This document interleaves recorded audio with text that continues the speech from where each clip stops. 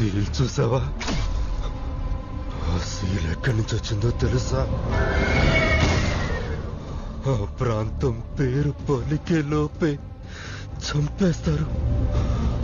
ఆ సీలు ఎవరిదో తెలుసు కదా, వరదరాజమన్నా.